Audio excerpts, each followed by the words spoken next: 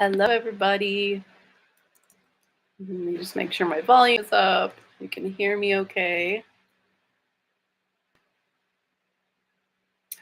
So, we are live, and yes, it is later than normal. So, I should check to see what planetary hour are we working with right now. Normally, I choose 3 o'clock on Sunday because it's the day of the sun and the hour of the sun, which I think is like a double whammy for shining your light and sending out your intentions into the world.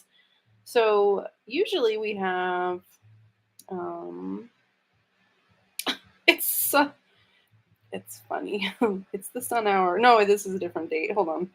Go current date. It's a moon hour.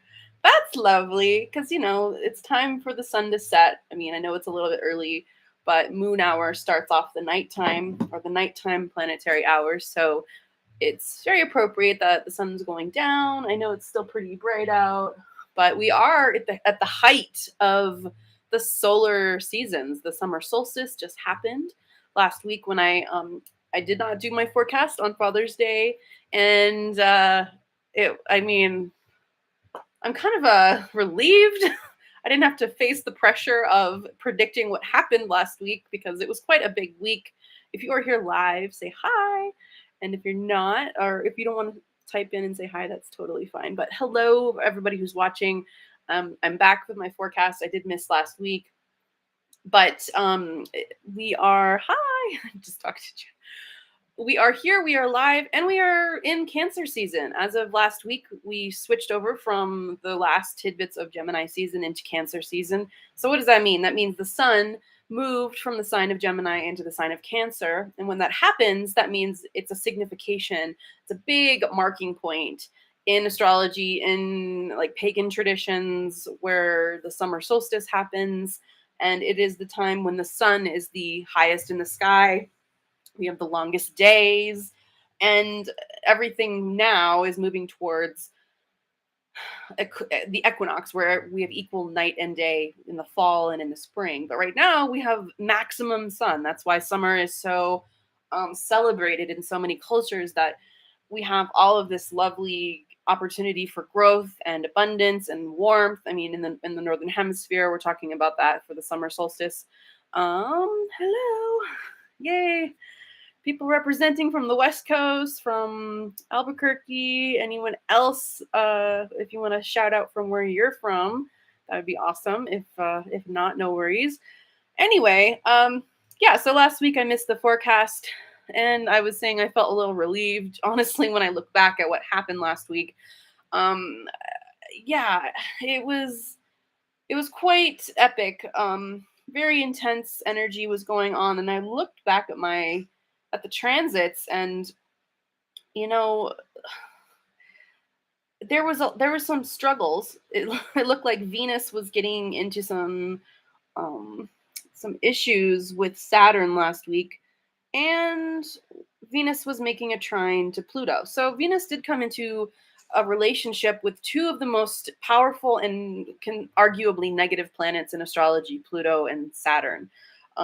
Saturn represents authority, represents rules, regulations, restrictions. So we don't need to go into detail, obviously, because if you live in America, then you know exactly how that showed up last week. Venus is the representation of femininity and sexuality, women in general, also pleasure, love, desire, stuff like that. So if you're thinking about a woman's sexual or autonomy or desire, ability to have control over her own bodily desires or love life, basically, and have that come into a, a stressful aspect with the planet of Saturn. um you know I don't have my glasses on, so that was not Venus, that was Pallas Athena, which is interesting because last week there was a lot of asteroid activity, and usually I don't talk about asteroids, but I guess after what happened last week, I really do need to address what asteroids signify. Hey, Carissa, hi. So asteroids in astrology are all feminine, They're all goddesses, which is an incredibly awesome addition to astrology that was not used in the ancient times. It's a very modern application to astrology, which is why I consider myself a modern astrologer, not an ancient astrologer, even though oh wow. So numerology is happening in the comment section right now. So the Pallas Athena asteroid archetype is the goddess of wisdom, but also the goddess of strategy and war. So what happened last week with the passing or the repealing of Roe v. Wade really sort of, I think, activated that Pallas Athena archetype, or that asteroid energy, which happened exactly on um, Friday the 24th. So we got to see how that showed up. The square aspect between two planets represents a fight or a challenge. So we did see that women's wisdom and women's wisdom and women's autonomy was being challenged by Saturn, which we talked about as being restrictive, authoritarian, and Saturn is like the old white man. I mean, you can think of Saturn as being represented by other more modern archetypes, but it really is like father time, tradition, values, all of that stuff. So that was the big fight that happened on Friday with Pallas Athena, the asteroid. Earlier that week, Venus did come into a trine aspect with Pluto. So we did have the activation of both Saturn and Pluto. It wasn't Venus on both times, like I messed up earlier, but first we had Venus coming into a trine aspect with Pluto on Tuesday the 21st. Now, a trine aspect is a positive aspect. So how do we interpret astrology when it's something that's positive, like a positive or a easy relationship or an easy connection between two planets, except one of those planets is really basically malefic. One of those planets is trying to assert its power or to force you into submission or to basically transform your life in some way, which is, these are all Plutonian words. But I think the key word here is power, because that's really what has happened last week. That's how this energy has shown up, is people trying to assert power over women's bodies. So that showed up on Tuesday, and with Pluto transits, they're very long. So Pluto is currently coming into its, once again, return position in the United States birth chart. So Pluto is currently at 28 degrees of Capricorn. So it's like right there at the end. It's like, I mean, I've talked about Pluto many times. So if you have watched multiple forecasts, you're probably like, oh my gosh, Pluto's still there. It's still at 28 degrees Capricorn. And yes, it just is like not going anywhere. So everything keeps activating it. And of course, every time it gets activated, it gets a little bit closer to where it was when this country was born. So it's obviously part of our culture. It's obviously this story that's happening as part of our bigger legacy as a country. And now we get to deal with what's happening this week. So I know I just kind of like did a quick recap from what I didn't do last week, but really other than that, there was not a lot of big stuff happening.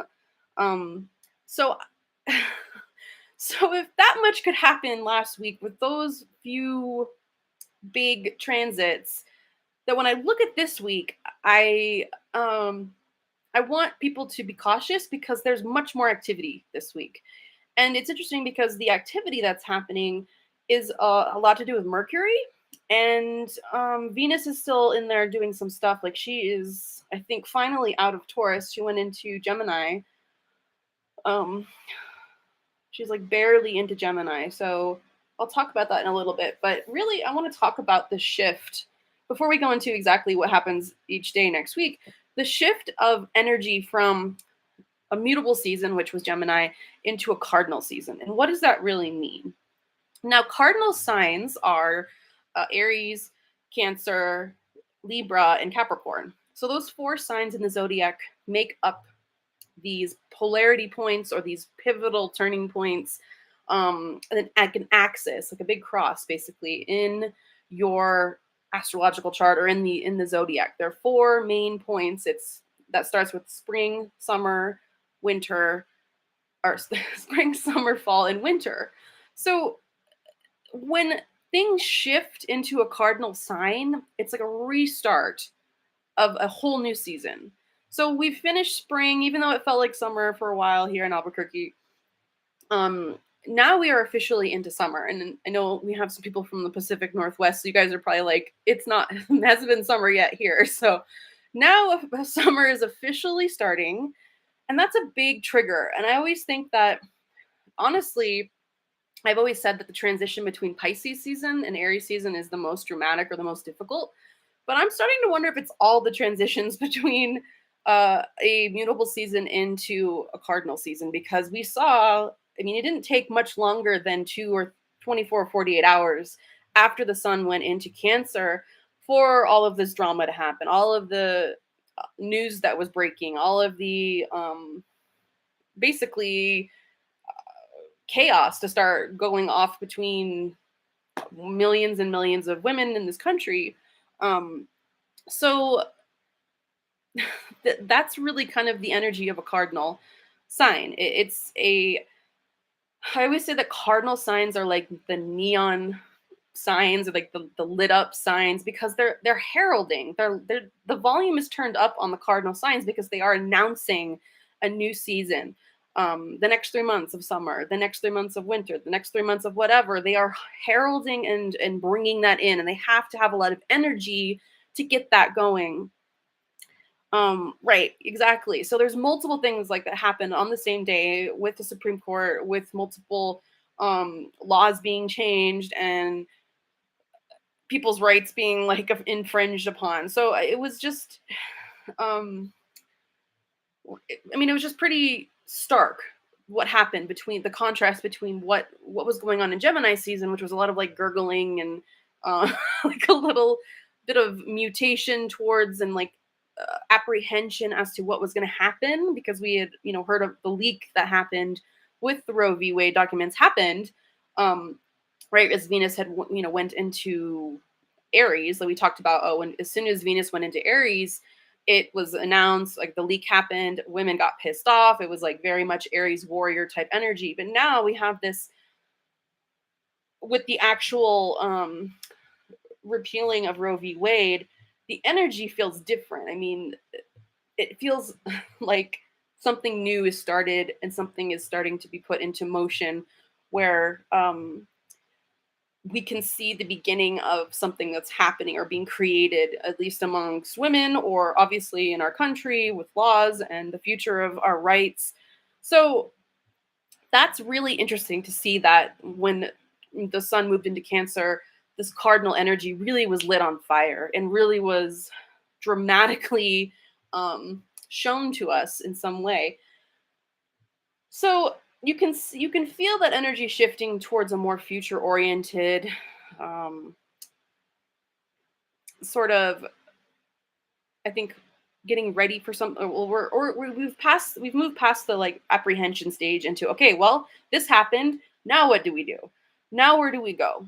And that's a very much a cardinal type energy, and it's a lot of building.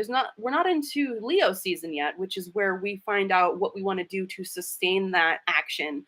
We're still in like the brainstorming, planning, getting excited, doing what we want to do for this summer type energy. That's very much cardinal Cancer season. Of course, Cancer is also a water sign versus Aries being a fire sign. Cancer, being a water sign, rules the emotions, rules, and also being ruled by the moon rules the emotions and the home, motherhood. It's very ironic that we're talking about motherhood and who gets to decide who gets to be a mother and who doesn't. So that type of theme is shown up here quite quite starkly with the ingress into Cancer season. So what's going on? If you guys, I don't know how. I mean, how are you feeling energetically? Like, how are you responding to this? Are you getting fired up the same way that Cancer season is getting fired up? Are you just like, I can't take it anymore, or are you just like, I don't know. If you want to put how you guys are feeling in the comments, you're totally welcome to.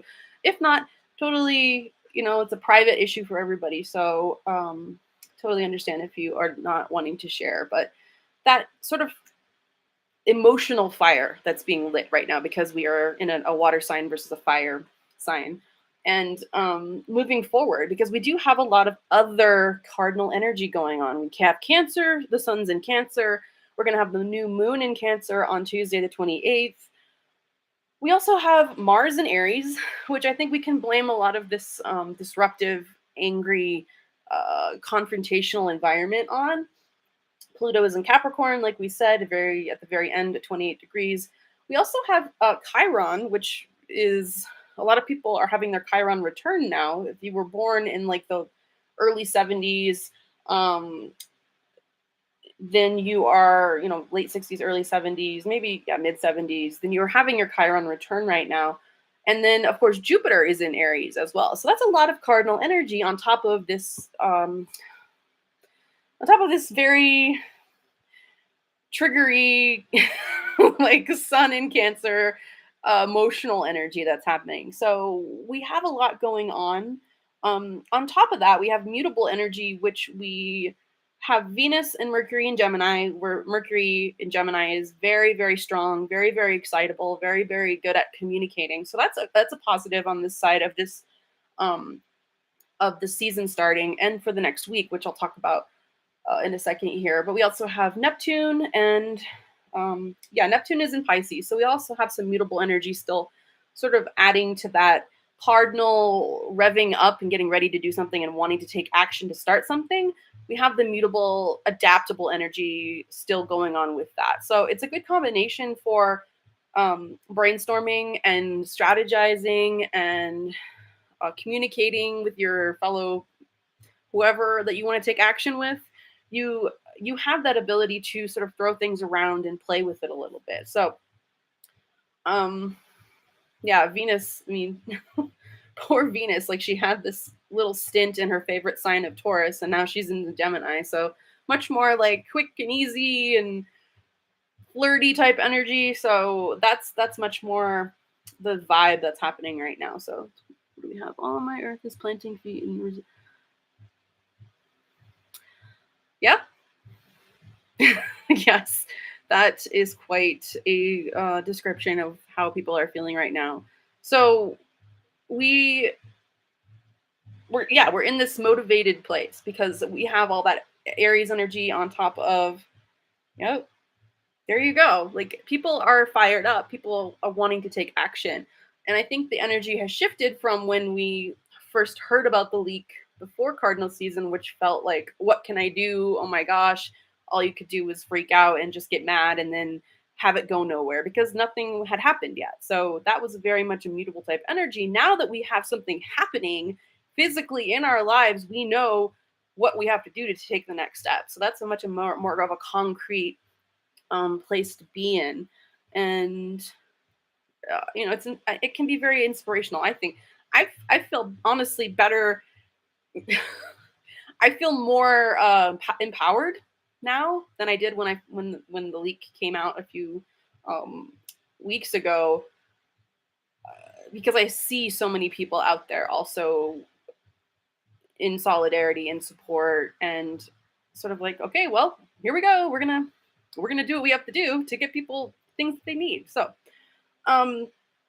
anyway, not to make this like a totally political thing, but it is what it is, like whatever, the law changed, people are still gonna get what they need.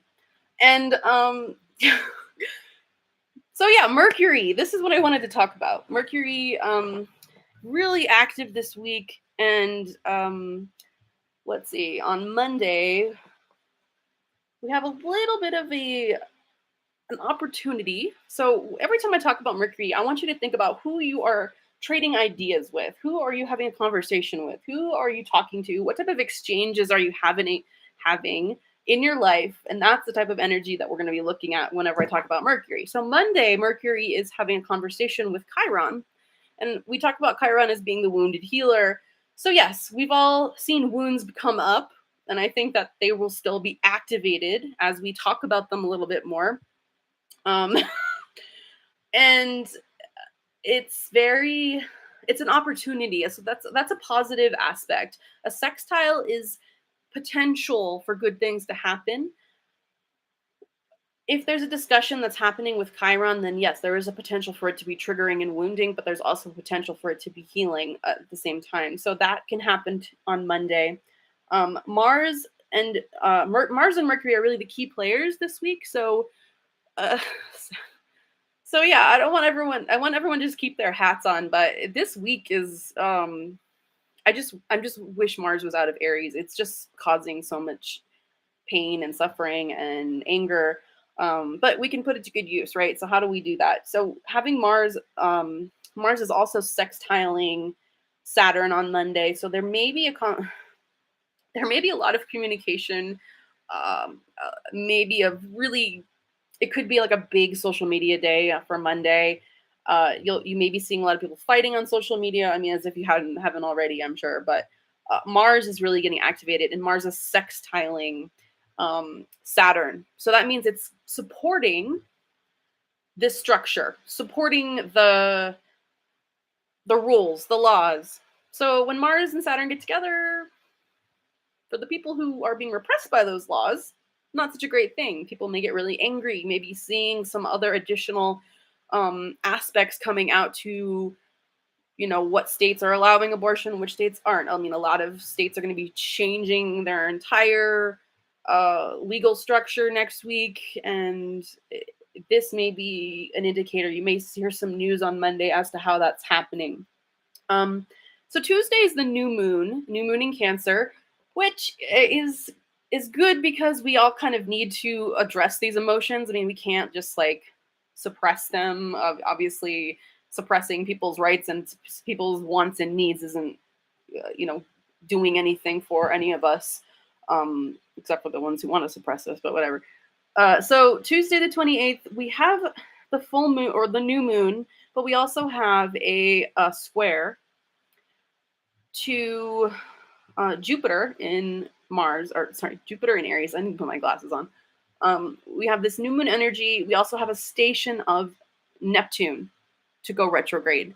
So it's a very complex energy. And if you guys are interested in learning more about what exactly to expect during this next 28 days, next new moon cycle in Cancer, then I will be putting a registration to my new moon circle, which I do every month. It's totally free. I have not got the registration page up yet, so I will be doing that tonight, and I will put the link in the comments here. I also put it in the Resonant Essentials Facebook page, or on all my other Facebook groups. I will put it in there. But it is extremely complex energy happening on during the new moon, and Cancer is complex. Emotionally complex person is a good description of a Cancer. And yeah, there's multiple things happening on Tuesday, so it's going to be quite a dynamic day. It's going to be really good for breaking down exactly what type of emotional plan you want to set for the next 28 days. But there's really too much for me to go into detail on just this forecast, as I'm already 23 minutes in. So if you want to come to the new moon circle, we're going to get much more into detail. I could just go talk about that one day for the whole time. So moving on, we also have so Wednesday the 29th, we have Gemini, let's see, Mercury and Gemini square Juno in Pisces. So Juno is another asteroid, which I decided that I'm not going to keep out because they were so important last week. Juno is the planet of marriage, or the asteroid of marriage, of long-term committed partnerships. So there may be a conversation, and it could be a difficult conversation with your long-term committed person. I think there's a lot of important conversations that need to happen between couples about parenting and childbearing and how they feel about it and their relationships and all of those things. So that may be happening as a fallout from what happened last week. But Juno is the asteroid of marriage, which can be a difficult conversation when Mercury is involved. Or it can be something that is a needed discussion that will add some sort of challenge or some sort of dynamic energy to the conversation. But either way, it's going to be exciting or not boring. So that's what's happening on Wednesday. Thursday the 30th. Okay. Okay, so we have Pallas Athena, which was the asteroid that was activated last week during the Roe v. Wade um, overturning, is now coming into a trine aspect with Pluto. So Venus had that aspect last week, and now Pallas Athena is having that aspect this week. Once again, we may see recurring themes that are coming up about women's intelligence. That's what Pallas Athena is. Like, do women have the right to make their own decisions? Are we smart enough to do that? Like that, it's like, how many times do we have to keep proving our ability to make our own decisions to the powers that be? That's really that type of energy that happens on Thursday. And it's a very, once again, it's a trine type energy. So that's a flowing, easy, just moving fast. Like it could definitely be a massive amount of women being able voicing their opinion about this. And so yeah, I mean, the next week is really, I think, going to be just as intense, if not more, than it was last week. Yeah, Pallas Athena is an asteroid. There are 4 additional main asteroids. Pallas Athena, which is the goddess of wisdom, strategy, intelligence. And then I think she's like the modern day feminist energy. And then Juno is the goddess of marriage, partnership, commitment. There is the asteroid Ceres, which is the goddess of caretaking and motherhood, but also food supplies and nourishment. There is the goddess, and the final one is Ceres. Juno. Don't hurt me. What's the other one? Juno, Pallas Athena, Ceres. Okay, if Monica was here, she would yell at me and tell me what the other one is. I will get that to you. Vesta.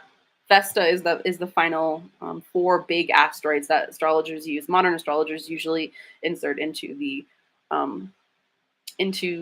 birth chart. So Vesta is the final asteroid. She is the goddess of the hearth. So it usually represents being in dedication to something, either a specific service or a specific skill or art form.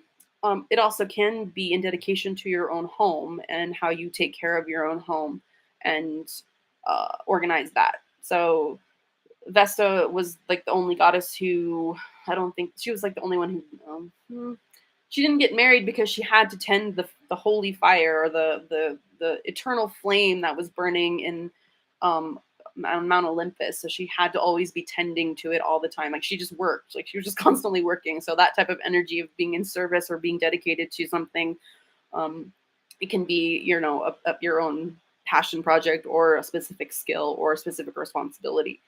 So those are the 4 asteroids. And I know that it's a lot to deal with, but anyway. So Friday is kind of the big day. The big negative thing that I see is next Friday, July 1st. It is Mars squaring Pluto. Now, Mars square Pluto is a very, very traditionally, archetypally negative representation of astrological energy. It can definitely mean war, huge confrontation in some way. I don't want to predict violence, but it's something of that type of it's war versus power, or aggression versus overwhelming push towards transformation. So that could be, we don't know how it's going to show up exactly, but it could show up, as women marching. It could show up as men repressing. It could show up as governmental control being resisted. I mean, there's just many different ways that it could show up. Historically, it's shown up as a conflict, between government and people, or a physical altercation of some type. So that's happening on July 1st. And then Saturday is the second, which has two interesting alignments to Mercury. So we talked about Mercury is going to be in a trine aspect to Saturn, which is a conversation once again with the powers that be, with the social structures, with the rules that have been established, status quo, and it can actually be a good conversation. So this may be sort of a whatever happens on Friday the first. Saturday may be the day that everybody sits around and talks about what to do or what happened or what to figure out from that, what lessons learned type of energy. Then we also have a square aspect um, to to Neptune. So Mercury is trining Saturn and then it's squaring Neptune on the same day. And Mercury moves so quickly that it can go a degree or more a day. So that's what it does. It jumps from 24 degrees to 25 degrees later in that day, which means that it's going to also have a confrontation with Neptune, which Neptune is your ideas, your dreams, your visions, and your fantasies of what you would love to see in the world. It's where you go to escape. So there may be a confrontation or a conversation between, maybe the dream needs a reality check. You shouldn't stop dreaming. You shouldn't, give up on your dream. But when there's a square aspect, that's a challenge to the dream. So there may be something happening next Saturday where we digest all of the stuff that's been going on and have a conversation, a serious reality check with ourselves. And yeah, we'll see where that goes because we have Neptune going retrograde, and we're gonna have to review all of our dreams. We have to rethink about what our dream for the future looks like. And I don't want people to feel like this is a defeatist and depressing forecast, because I don't believe in telling you guys lies about, oh, everything's fine, everything's great, we can all manifest together and la la la. Nothing against manifesting. I think it's great too, but astrologers are here to talk about, we're just weathermen, weather people. We just talk about what is out there currently happening in the world so we can prepare for it, so we can understand it, and so we can process it in the best way possible. So that is what I hopefully you got out of this. And yeah, just gather strength, and we can get through this. And we're in it. I mean, summer just barely started and there's a lot more to come. So, you know, I don't know what else to say, a rallying cry to everybody out there who needs to find strength and find solidarity and find,